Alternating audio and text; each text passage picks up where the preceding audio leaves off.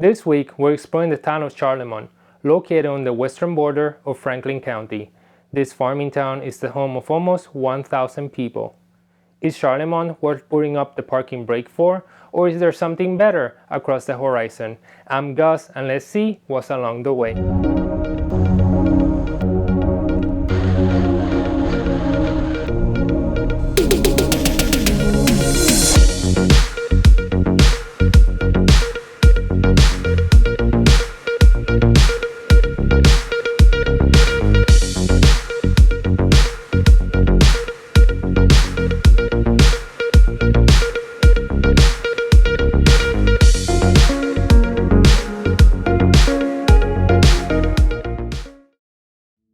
Charlemont was first settled in 1742, after Captain Moses Rice from Rutland purchased 2,200 acres in the area. The land we call Charlemont today was created through similar circumstances that also led to Deerfield, the Pocumtuck grants, and also similarly to Deerfield, it was previously occupied by both Pocumtuck and Mohican tribes. Once the land was purchased and surveyed in 1735, not much was done afterwards. People did purchase land there, but no one really settled, as the area seems to have been subjected to land speculation. And it wasn't until Captain Rice's arrival in 1742 to what was known at the time as Boston Township No. 1 that an actual settlement started to form. Being a new frontier town during one of the many chaotic periods of the 1700s, most of its residents spent more time constructing and maintaining forts protecting Massachusetts than creating a settlement, leaving it periodically abandoned. These actions also delayed the construction of the infrastructure needed to be a town, as during the colonial period, one of the many requirements to be a settlement was to have a meeting house and or church. When the process of settling continued in 1762, the already existing half-constructed meeting house had been exposed to the elements for at least 6 years and had to be rebuilt. By June 21st of 1765, Charlemont was incorporated into Massachusetts, Hampshire County. Charlemont surrounds the Deerfield River, traversing eastwardly, fed by many tributaries from the nearby mountains.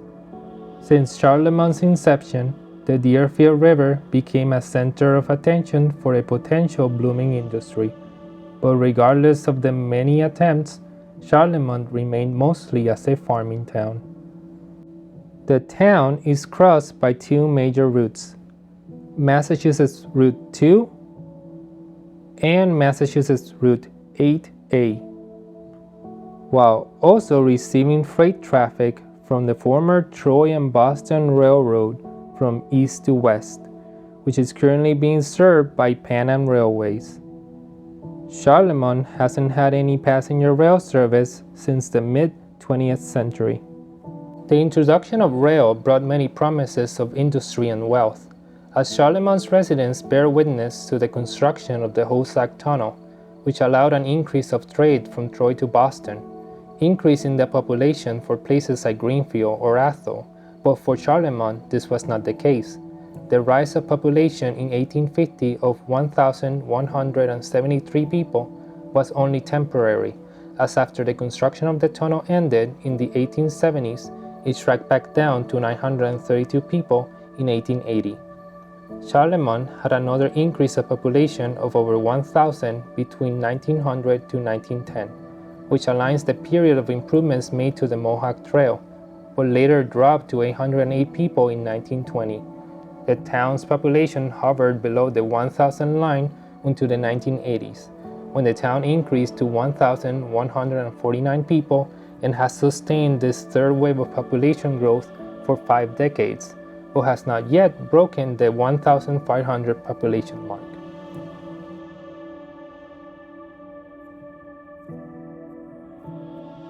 A stagnation in population seems to be a recurring pattern for Charlemont, With its history of delayed construction and constructing multiple buildings to serve its early spread out population, it was always in need of some income or cash crop. This often came in the form of trade and tourist, as its location on the Mohawk Trail enabled Charlemont to be a rest stop for horse and buggies crossing the Hosack mountain range. This section of Route 2 is called the Mohawk Trail, which connects Greenfield to Williamstown. Prior to European contact, this trail was used by local tribes to travel, hunt, and forage. The trail evolved from a sodal path to an oiled-up dirt road. By the early 1900s, with the advent of the automobile, the road was upgraded to a paved one. Once the trail was paved, there was an increase of traffic. This created the opportunity of a tourist-based economy, which we can clearly see today as the town is dotted with both running and abandoned inns and motels. Today, the history of the Mohawk Trail is preserved, not only by the written references on maps and signs, but also by a large monument. The Hail to the Sun monument is a bronze statue depicting a Native American facing the morning sun. Erected in 1932, the statue also faces a dry reflecting pool. Its sides contains inscriptions of different tribes from across the country. One thing to note though, the monument was created by the Improved Order of Red Men, a whites-only fraternal organization from 1834 that claimed direct descendants from the Sons of Liberty organization, who practiced their own version of Native American traditions and dress.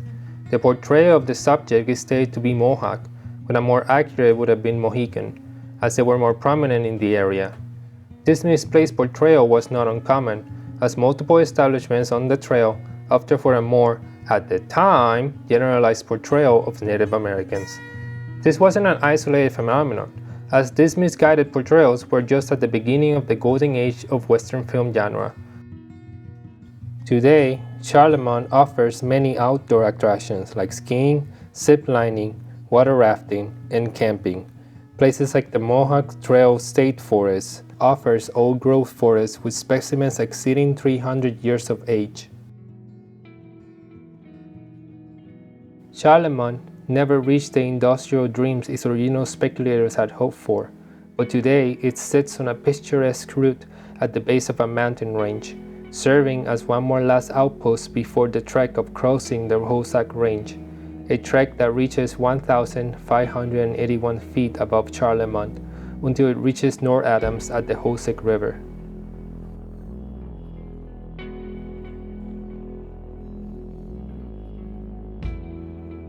Eight miles downstream from Charlemont, a little village from two towns lies next to the Deerfield River. Shelburne Falls is a census-designated place with a population of 1,719 people and is located between the two towns of Buckland and Shelburne. Shelburne Falls hosts both of their respective town halls as well. During the mid-19th century, industry sprung up at the bend of Salmon Falls and alongside the North River. Coupled with the opening of the Troy and Greenfield Railroad, it was the fuel needed to bring a short-lived industrial boom that slowly ceased by the mid-20th century.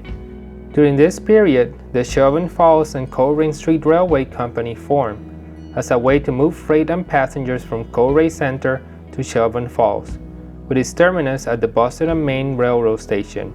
It operated from 1896 to 1927, and its functions were not so unique at the time, as across the country, multiple townships and cities ran their own streetcars.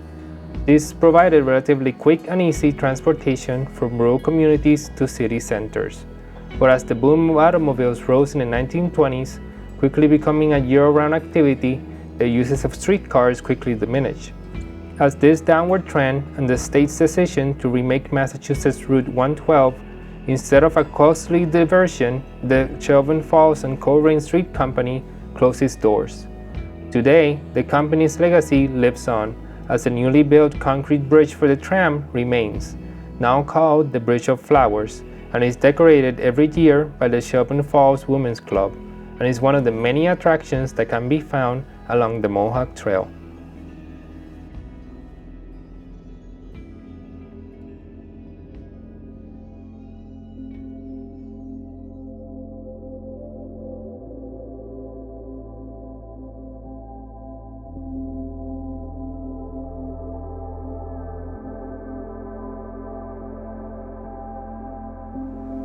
So what do you guys think? Do you live in Charlemont or have ever visited? I find it interesting that throughout Charlemont's history, its leaders were more worried about it becoming a town of houses rather than just embracing it. That's all I got for you today. I hope you have a good day, and I'll see you guys next time.